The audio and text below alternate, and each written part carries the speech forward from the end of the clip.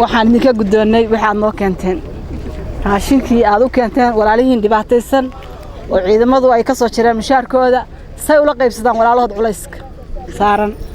mar labaad baan idinka mahadcelinayaa waa idinka guddoonnay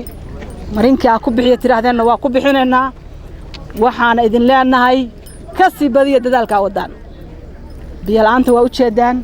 dadkaas xoolihii ka tageen oo halkaa dhooban cabashada halkan ka jirta midda bari ka jirta ka sii badan dhibaatada xoolaha laga soo sheegayo baa ka sii badan waxa weeye ceelkii waa shidaalaan booyadaha waxa weeye waa u jeeda waa iska hoganayaan nugaal haddii aadan biyo ma leh waxa kaloo aan inaka guddoonnay mar labaad raashinkaas deeqdaas ilaahay baa deeq bixiyaa ay keeneen wafdida oo ay ka soo jireen ciidanku mushaarkooda ciidankaas waxaan leenahay mar labaad iyo mar saddexaad mahadahayni gaadho ayaga iyo saraakiishooda assalaamu calaykum waraxmatullaahi wabarakaatu haddana waxaan ku soo dhawaynayaa gudoomiye ku-xigeenka tuulada waa ciidamaduna waa mahadsan yihiin deegaanka abaaruhu ilaah baa saari kara ilaahay baana naga saari kara noona gargaari karaa laakiin way ku mahadsan yihiin ciidamada BSF raashinka noo keeneen madaxduna waa mahadsan yihiin xildhibaanadu waa mahadsan yihiin والسلام عليكم ورحمة الله وبركاته. ciidamada BS oo na soo gaarsiiyay raashinkaas oo aan baahi u qabno walaalaha iyo u mahadcelinayna. cadawgooda Allah ka qabto garabkooda Allah kor u qaado ma sha Allah waanu u bogsanahay waanu u ducaynaynaa dahabka adduunka weeye Allah kor noogu yeelo karaama khayrna noo saaro ma sha Allah waligayna waa jecleen ciidamada waanu u ducaynaynaa waanu u ducayn jirnay hadeeraan u ducaynaynaa iyagoo wax noo keenin baan u ducaynaynaa iyagoo wax noo keenay baan u ducaynaynaa ma sha Allah garabkooda Allah galo taageero Allah ina siiyo cadawgiina Allah jabiyo cagta hoosteeda allaha geliyo kuwiina siiyey iyo kuwii noo gartay iyo kuwii noo keenayba ilaahay ha garab yeelo ilaahay cadowgiina ha jabiyo ilaahay annagana dhacaan sharfala nooga dhigo ilaahay abaarta allaha naga jabiyo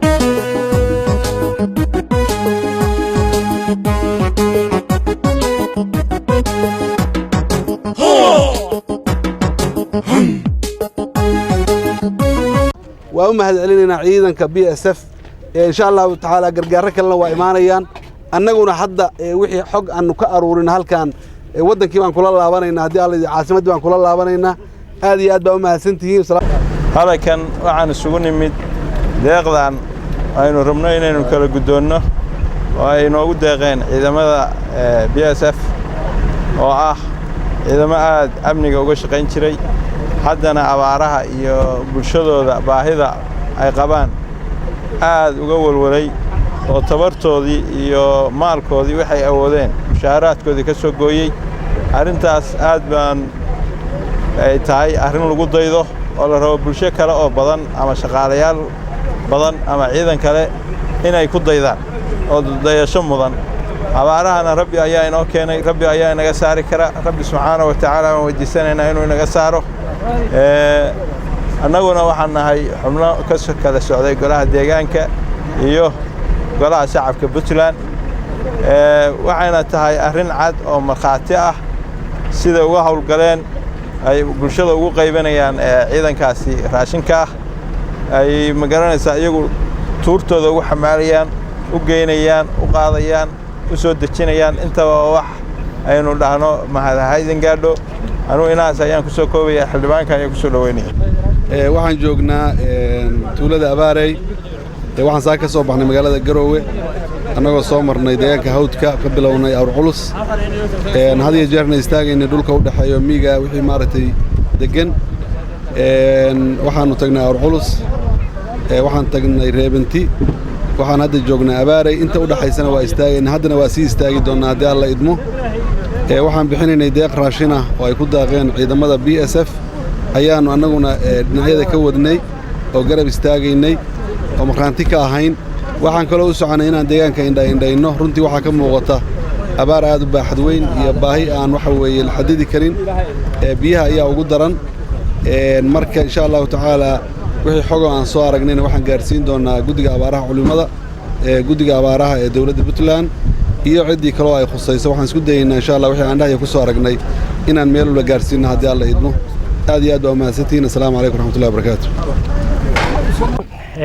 shacab weynaha reer Awr Culus oo halkan isugu yimid waxaan ku salaamayaa salaanta islaamka assalaamu calaykum waraxmatullaahi wabarakaatuh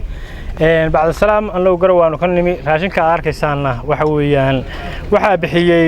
ciidamada BSF ee Puntland oo هذه الشيء كجران كرتان مركب أم أباري كده أم عمل كده جوابته هذا واحد كم ده ركتان مركب واحد ويانا وكل مرة هم بنص عنا هالشيء كاس نسيد اللي بحيو اللي يجوه اللي الله ويجي مركب واحد الدنيا ذاتك أنت تبرتير أو اللي هنا كله هرم مريسان قد جم مقالة ذاتك لو حجرتك عقل يوصل يمكن أنا ترشتان أو ترى يا إنه كل تمانته oo nidaam nidaamsan oo waxa weeyaan loo bixiyo oo loo siiyo dadka liita waxaan kale oo sheegayaa dadku in Ilaahay ba raxmadiisu wax walba dadka ku deeqsin kara in Ilaahay la baryo ummadu waxa weeyaan roob doon ay samayso si fiican loo roob doono lana ducaysto waxa weeyaan Ilaahay baan abaarta naga saari kara هذا واحد إن شاء الله تعالى هيا واحد كان تماها واحد كان واحد عيدا كبير سفت أي كان بحيان هذا واحد لو بين إن شاء الله تعالى واحد بدنا وكلنا إن شاء الله وكل شوين لها إن له يقول ماذا أنت تبرتي تهينا هذا واحد ويا ولا ذلك رأى يا باري بان هاي الدنيا باري بان هاي وحنا نشجع يا بس إن نوكن تراشين بدن أو dadka ay u keenay wax taraya waana ka guddoonnay iyana waa ku mahadsan khayranna Allah siiyo horta dhamaantiin waa in salaamaynaa dadka islaamka ah oo meesha isugu yimi waxaan idinku salaamaynaa salaanta islaamka assalaamu calaykum waraxmatullaahi wabarakaatuh inta yar oo meesha la keenay horta maanta waxa idin wada ciidamada BSF waa askarta walaalihiina oo iyagu u naxay dadkooda intayada kale gurmad baan la nahay xog bixin baanu u ahayn waxaan doonaynaa 60 qoys baan rabnaa raashinkaas inay gudoomaan reerkiiba wuxuu leeyahay waxa la hadalka waa la cadeeyaa labadii reer waxay leedahay haaf bura haaf bariisa haaf sonkora caagad caana afar xabbo oo timir caagad saliid inta markaan ka soo gudbo abaarta ilaahay baa ina ka qaadi kara ilaahay waxaan baryaynaa abaarta inuu ina ka qaado raxmad inuu ku bedelo dambigeena aan dhaafno ilaahayna inuu baqno inta waxaan ku sii taakiidinayaa dadka liita oo hadda goobaha aan taagnayn guriga qofka casho karsan kara waxa la rabaa kan cashadu ka maqanta inuu tixgeliyo waxaan u mahad celinaynaa ciidanka aad iyo aad uga naxay walaalahood oo dhibaataysan mushaharkii yaraa iyagu ay qaadanayeen iyaga iyo madaxdoodu ka shiray dhul badan inay wax gaarsiiyaan wixii tabartooda iyo guud ahaan reer abaarayba waxaan ku salaamayaa salaanta islaamka assalaamu calaykum waraxmatullaahi wabarakaatu bacda salaam waxa weeyaan laba hawl baan waxaan soo marnay deegaamno fara badan oo baadiye ah waddanka abaartiisa iyo xaaladda ka jira waan aragnay meesha tan hadda aan joogno waa abaarey hadee waxa weeyaan waa u jeednaa waxa ka muuqda laakiin waxa weeyaan waxaan ka rabnaa anagu waxaan isugu jirnaa xubno golaha deegaanka ah iyo xubno xildhibaanada Puntland ah isugu jirnaa laakiin waxaan wadnay xoogaa ciidan ay raashin ah oo ay soo ururiyeen oo jeebkooda ay ka bixiyeen oo ciidanka Puntland PSF Puntland ay bixisay kuwaasoo mar walba jecel inay shacabkooda u gargaaraan oo hiiliyaan aan uga mahad celinayno waxaan markaanti kana oo qirina inay ciidankaasi ciidan aad shacabka ugu heelan ay yihiin dhan abni iyo dhan waxqabad oo kale oo abaar ama ha ahaato ama gurmad kale oo arrimo kale ha ahaatee marka waxa weeyaan reer abaaray raashinka yarka raashinka xoogaaga baan wadnaa waan raashin inaan nagala wareegtaan guddiga abaaray oo dadku waxa weeye aad fiirsaan sida dadku kala hooseeyaan ummadda ilaahay baa wax daaqsin kara inaad wixii aad intina dadka idinku tabarta yar aad istirahdaan marka hadii wuxuu ku filan yahay inaad siisaan waxaan idin farayaa idin sheegayaa inaad ducaysataan abaarta ilaahay baa naga dulqaadi kara oo aad baxdaan dadku is cafiyaan la isoo toobad keeno waxa weeyaan barnaamij badan aad samaysaan insha Allah tacaala waxa weeyaan waxaanu kala rabnaa hadaan nahay xildhibaanada baahidiina waa dareemi karnaayo anagu kor waayeel waa wadandho baahi badan baa jirta laakiin waxaanu isku daynaa baahiyaha aad sheegataan meelaha ay qusayso inaan gaarsiino insha Allah tacaala wixii laga jawaabi karo iyadoo aad iska garan kartaan maamul ahaan iyo tabar ahaanba xaggeeda wacyiga lagu jiro waxaan isku daynaa inaan gaarsiino arinta ugu mudan marka waxa weeyaan inaad macnaha ilaahay gacmaha loo hoorsado oo dhammaanteen aanu wada ducaysano dhammaantiina waan wada salaamaya assalaamu calaykum waraxmatullaahi wabarakaatu